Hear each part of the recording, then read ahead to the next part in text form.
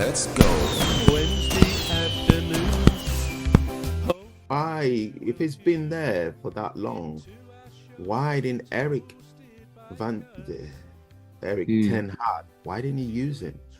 I mean, Did he not use him? Did he not pick him? It didn't use him that much. It didn't No. use him. It didn't use him as much as they should. And then ZZ is suddenly just burst into life. Remember, they wanted to sell him. They were talking about selling him. Actually, they might still sell him, but he's all of a sudden just come back to form. And so is Rashford. Yeah, he seems to have. Yeah. Rashford just found his pack, and it just makes me think: is there success due to this guy that I'm talking about? I'm sure his name is Ahmad something. Anyway, is the current form now, the current runs of success they're having now? I would put it down to this Ahmad guy, because I've watched two of the matches, and in one of them he actually scored himself, and in the last one that they won by 4-0, he was really instrumental to it. In fact, he forced a lot of mistakes in the Everton defense.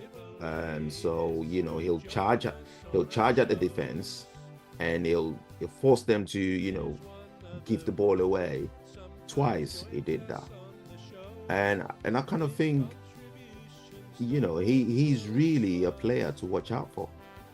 He's really. I can't think of his second name. I can't think of his I wish I second could name make as more well. comment. I'll find it later on. But he's very, very instrumental to he was instrumental in the last two games, to which they scored twice. But that aside, what is happening with Everton?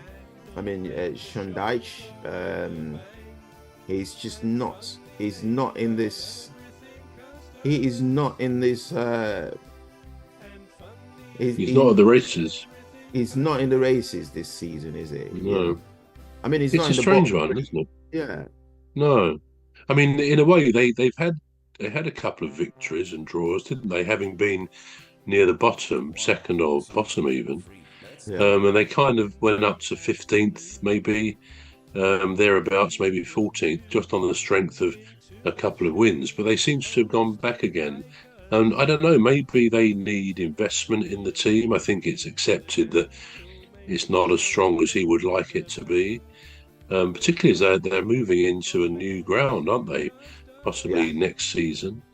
So you'd think they'd like a team to go with it that's a bit more competitive and perhaps talented. But I suppose it's just one of those things in the life of any football team.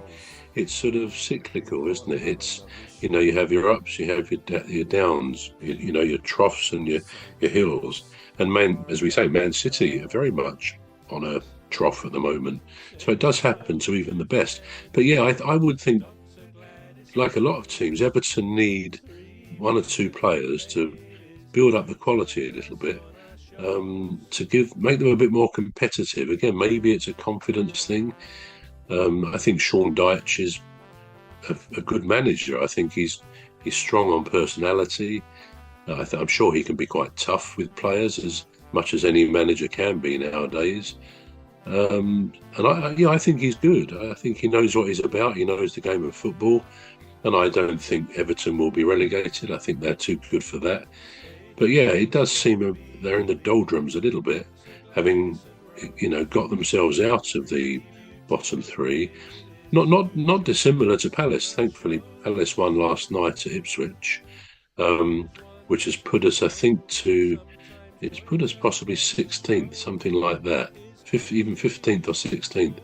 But again, it's pretty close down there. So one win or one loss can make a big difference to your position. But as I say, the next game is home to Man City on Saturday. So that will be a really interesting one to see what happens. But yeah, I mean, I think Palace may need one or two players in the window in January to bolster them a bit. But I think the talent is there, the players are there, and I think the manager's good. I think we've been through some unlucky decisions, but on balance, I think at this stage of the season where teams have played 12. Soft family and the ladies, Dr. Gladys and Phantom and Rose. We all have a lovely show every weekday, so join us for a lovely show. Say hello to Phantom, Dr. Glad. Players are there, and I think the manager's good. I think we've been through some unlucky decisions, but on balance, I think at this stage of the season where teams have played 12 or 13 games, I think, which is what, over a third of the season, I would think league positions are reasonably accurate. A team is where broadly they should be given their performances. But no, I think Everton will be all right. I think Sean Dyche is liked and respected by the owners there, and I think they'll come good. But yeah, they're not going to be challenging for Europe anytime soon, I don't think. I mean, something else that my eye was drawn to, and it's not a political element, but the captain of Crystal Palace, you probably saw at the weekend, it was at the moment the teams in the Premier League and maybe other leagues are focusing on the LGBTQ side of things and in support of that. And the captains didn't have to, but they were asked to wear a rainbow armband. And at the weekend, in the game at the weekend, which we drew with Newcastle, and I've never seen that we scored the equalising goal, which was well deserved in that match, given that Palace had 16 shots and Everton had 1. So, and we gave them an own goal as well. But 94th minute, Palace equalised, and truthfully, I've never heard a stadium erupt in noise and joy as has happened at Selhurst Park on Saturday. But anyway, in that match, and I don't think we knew it at the time, but the captain, Mark Gahey, who also plays for England, on his armband, captain, he'd written, "I love Jesus." Right. And anyway, we read yesterday or the day before, apparently the FA were looking at this with a view to making a disrepute charge, but instead he was given a warning. Right. It seems a bit hard to believe, except I suppose that the LBGT thing, they feel it should be respected and stand on its own. Personally, I'm not sure that sport or football should get involved in kind of political things like that. You can show support for no discrimination against anybody and so on, but be that as it may. Anyway, he was warned not to do it again. Right. You wonder what someone had done to be warned to do that. Anyway, I was surprised to read, but quite pleased in a way, that last night he also wrote on it, I think, "Jesus loves you." So he was in defiance of what he'd been warned about. And I thought, all credit to you. You stick by your principles. I mean, Christianity, in theory at least, is the religion of this country, even though we're probably a secular country now. But most people might still say, I believe in Christian principles and Christian values.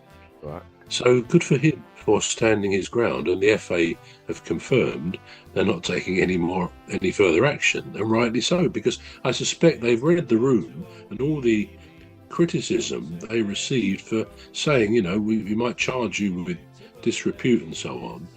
They've got a lot of criticism back, and where any organisation, whether it's a company, the FA, the Premier League, whatever, anything, when they start to get political, it can all go badly wrong.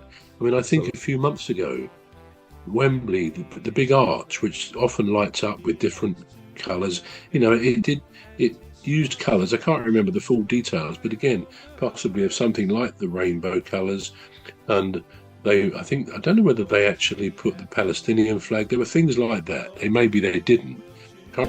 Safemo and the ladies, Dr. Gladys and Phantom and Rose. We all have a lovely show every weekday. So join us for a lovely show. Say hello to Phantom.